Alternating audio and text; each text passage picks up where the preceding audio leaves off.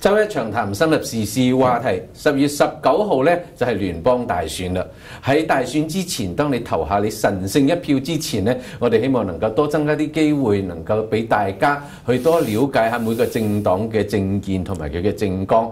今日呢，我哋為大家請到保守黨嘅重量級人物，可以話係超級推銷員嚟嘅，係保守黨嘅政府裏邊度原本呢係移民部長，後尾係國防部長，但係始終都係兼任多元文化部長嘅 Mr. Jason Kenney， 再一次嚟到我哋節目嚟傾下保守黨嘅政黨同政綱。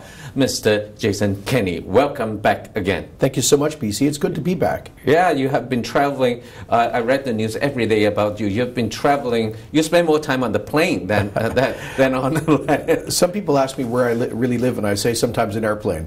Yeah, obviously. So we don't have much time, but there's so many questions that I would like to ask. Is that on the last election, talking about traveling, the last election you were known as the ambassador of the Conservative Party and basically single-handedly get all the multicultural communities' votes for the Conservative Party. And obviously you're doing the same now. But between then and now, you have made a lot of reforms on the immigration policies and the Canadian the citizenship law. And those were quite controversial. At least it dominates the newspapers' headlines. Yeah.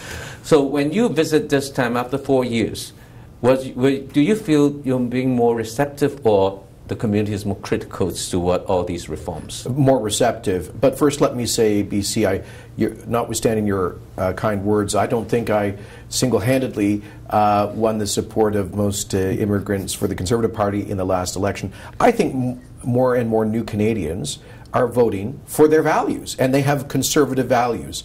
They believe that family is the most important institution of society. They respect tradition. They don't tolerate crime.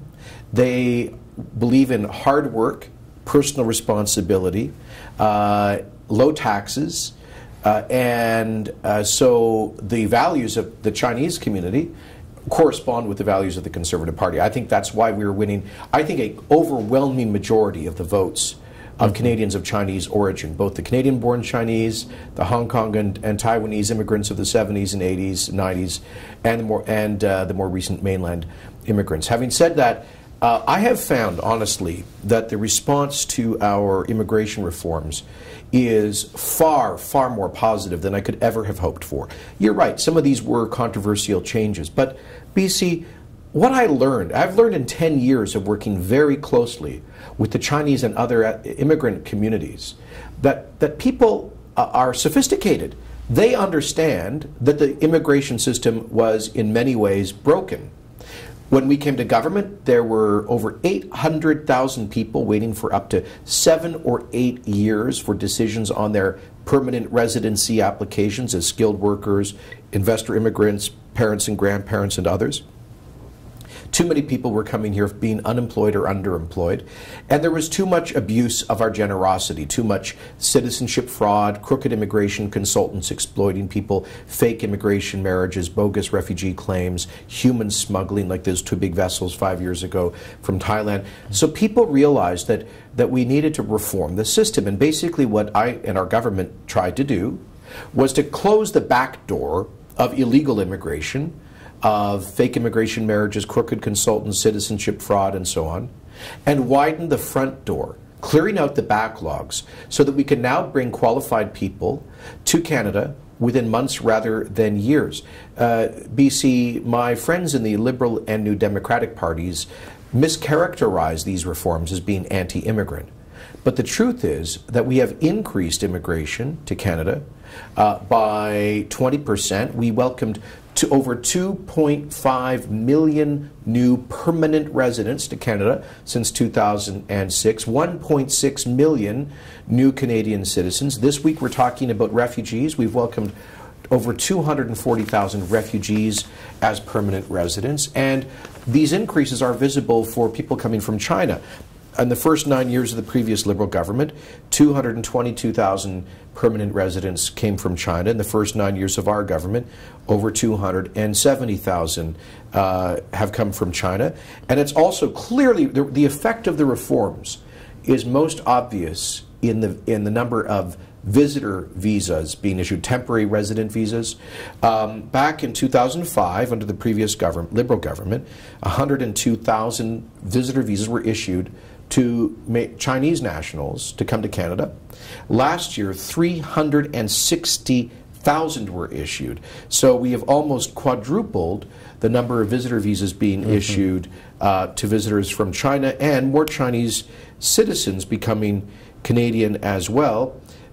In fact, back in 2005, altogether, under the previous Liberal government, first 9 years, 150,000 Chinese became Canadian citizens, and since we came to office, 167,000 have. When it comes to the Canadian citizen, one of your reform has also been I think, interpreted as creating a two class of citizens, two tiers of citizens, those who were born here and those who were not.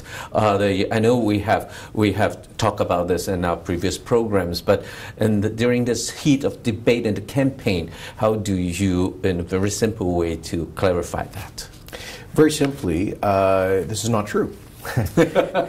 It's a fear campaign by the leaders of the opposition parties.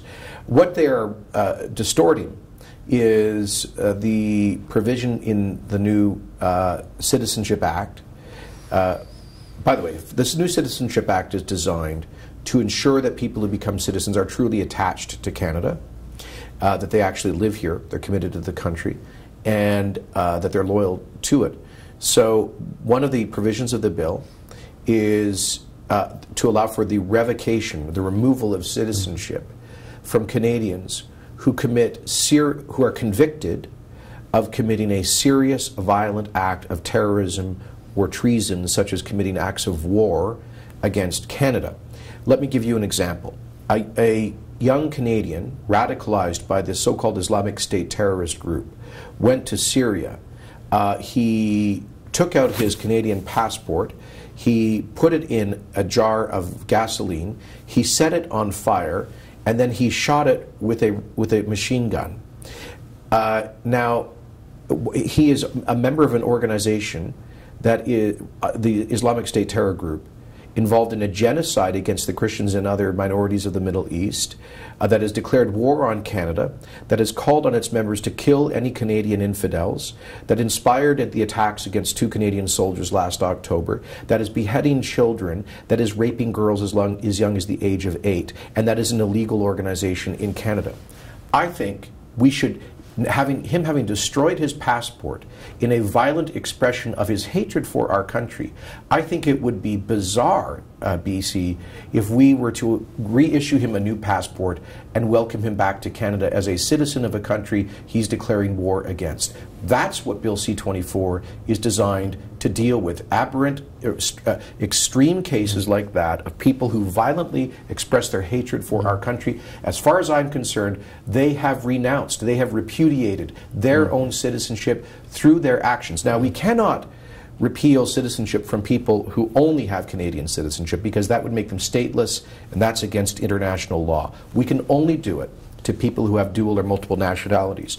That will be applied regardless of whether they immigrated to Canada and are naturalized citizens, or were born here into their citizenship. That is not relevant. What's relevant is whether they have multiple nationality. How does this relate to Chinese Canadians? Well, first of all, I'm not aware of any Chinese Canadians who have ever committed any acts of terrorism or going around joining terror groups waging war against Canada, all right? This is a peaceful community that wants to be kept safe from maniacs like that, which is why the Chinese community, I believe, supports revocation of citizenship from terrorists. Second point, when Chinese nationals become Canadian citizens, the moment they take their oath of Canadian citizenship, as you know, they automatically lose their Chinese citizenship under the Chinese national law. They become single and not dual nationals. So even if some young Canadian of Chinese origin were to lose his mind and go and join one of these jihadist organizations, having been born in China and become a Canadian citizen, we would not be able to strip him of his citizenship as he only has one nationality. So the Chinese community should support this, because it's designed to keep Canada safe, and in any event, people of Chinese, Chinese immigrants to Canada who become Canadian citizens are not affected by the revocation provision. And I hope that they don't have the opportunity to be affected at all. I hope so as well. Yeah.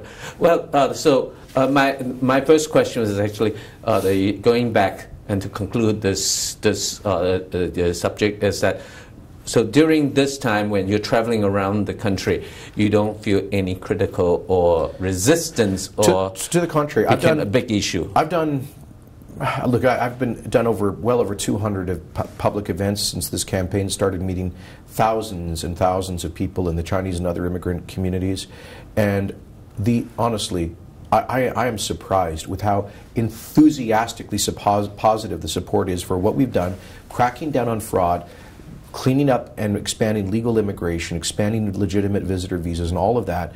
I've been on the radio, the Cantonese and Mandarin radio shows here in British Columbia, and when I'm on, 100% of the callers call in to say, thank you for fixing the broken system. So I find, yes, there's always going to be some contention and controversy. You know, the Liberals and NDP claim, for example, that we've cut immigration from China. First of all, we don't set arbitrary targets for countries, but as I've shown you, our record of Chinese immigration is higher than that of the Liberals. The number of visitor visas is up almost three times, or 4 times. The number of Chinese becoming Canadian citizens has increased. So the fruit is, you know, it says in the Bible, by their fruits you will know them. And the fruits here have been very positive. Thank you. Let's take a break. We'll come back and we'll continue the other issues on the campaign.